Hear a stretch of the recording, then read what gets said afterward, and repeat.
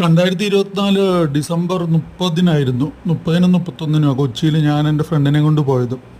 ഇപ്പോൾ ശരിക്കും പറഞ്ഞാൽ സീസൺ തുടങ്ങുക, നല്ല ഭംഗിയാണ് ഇപ്പം കടൽ തീരമൊക്കെ കാണാൻ. അതുപോലെ തന്നെ ഒരുപാട് സഞ്ചാരികൾ വരുന്നുണ്ട്.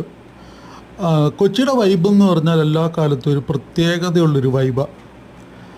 നമ്മൾ ശരിക്കും പറഞ്ഞിട്ടുണ്ടെങ്കിൽ ഗോവയിലൊക്കെയുള്ള ഒരു സങ്കരവർഗ സംസ്കാരമാണെങ്കിലും ഗോവയുടെ ബീച്ചുകളുടെ അത്രയും വൃത്തിയൊന്നും കൊച്ചിയിലെ ബീച്ചിന് പറയാനില്ല.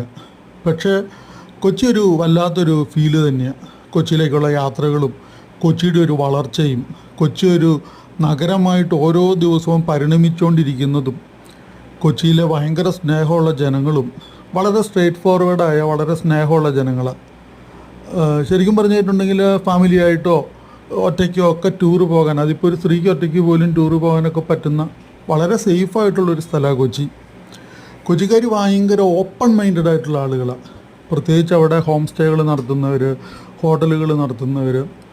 അല്ല, വളരെ അപൂർവമായിട്ടൊക്കെ ചില വിരോധാഭാസങ്ങൾ ഉണ്ട്, അത് ഞാൻ ഇല്ലയെന്ന് പറയുന്നില്ല. പക്ഷേ എന്നാലും കൊച്ചി എപ്പോഴും ഒരു സേഫായിട്ടുള്ളൊരു സ്ഥലം.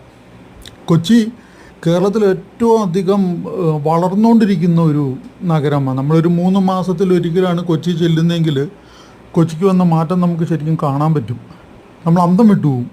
ഇത് കഴിഞ്ഞ വട്ടം ഞാൻ ഇതിലെ വന്നപ്പോൾ ഇങ്ങനെ ആയിരുന്നില്ലല്ലോ എന്ന് വിചാരിക്കുന്ന തരത്തിലുള്ള മാറ്റം വന്നിട്ടുണ്ട് കൊച്ചിക്ക്. അതെപ്പോഴും കൊച്ചി ഇങ്ങനെ വളർന്നുകൊണ്ടേയിരിക്കുന്നു. അതാണ് കൊച്ചിയുടെ ഏറ്റവും വലിയൊരു പ്രത്യേകത.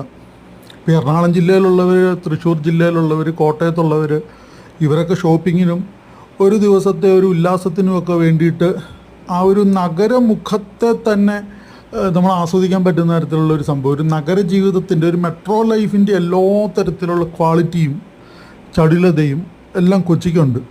അതൊരു ഭംഗിയുള്ളൊരു എക്സ്പീരിയൻസാണ്. അത് നമ്മളത് ആസ്വദിക്കാൻ പഠിക്കുക എന്നുള്ളതാണ് ഏറ്റവും പ്രധാനപ്പെട്ട കാര്യം. നമുക്കൊരിക്കലും മടുക്കില്ല കൊച്ചിയെ. കൊച്ചിയുടെ ഏറ്റവും വലിയൊരു പ്രത്യേകത അതാണ്. നല്ല ഭക്ഷണം കിട്ടും, പ്രത്യേകിച്ച് മത്സ്യവിഭവങ്ങൾ കിട്ടും. ലുലു മാൾ പോലെ, വാട്ടർ മെട്രോ പോലെ, മറ്റേ മെട്രോ ട്രെയിൻ പോലെയൊക്കെ എല്ലാ തരത്തിലുമുള്ള കൗതുകങ്ങളുണ്ട് കൊച്ചിയിൽ. കൊച്ചിയിലെ വില്ലിംഗ്ടൺ ഐലൻഡ് പോലെയൊക്കെയുള്ള സ്ഥലങ്ങളെന്നൊക്കെ പറഞ്ഞാൽ മനുഷ്യനിർമ്മിതമാണെന്നൊക്കെ പറയുമ്പോൾ നമ്മൾ ഞെട്ടിപ്പോവും.